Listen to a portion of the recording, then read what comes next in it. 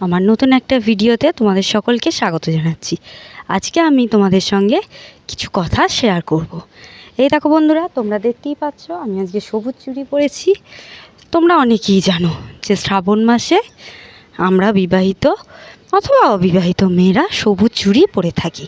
কিন্তু কেন আমরা সবুজ চুড়ি পরি এটা হয়তো অনেকেই জানে, আবার হয়তো অনেকে জানেন না। যারা জানো তারা তো খুব ভালো, যারা জানো না তাদের জন্য আমি বলছি আজকে আমার ভিডিওটা এই নিয়ে।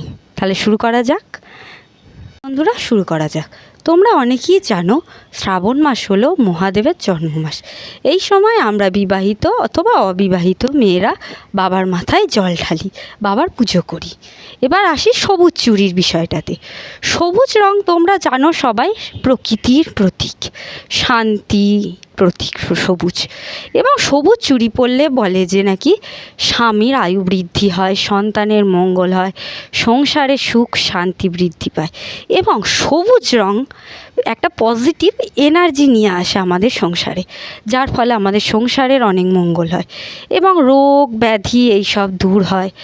আরও একটা কথা, সবুজ রং নাকি আমাদের মনের মধ্যে একটা শক্তি তৈরি করে, যার ফলে আমরা যে কোনো কাজ করতেই একটা পজিটিভ এনার্জি পাই।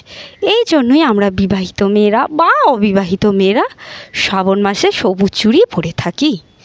সো বন্ধুরা, তোমরা জানলে, আমি যতটুকু জানি তোমাদের জানালাম। তোমরা যদি আরও কিছু জানো আমাকে প্লিজ কমেন্ট করে জানাও।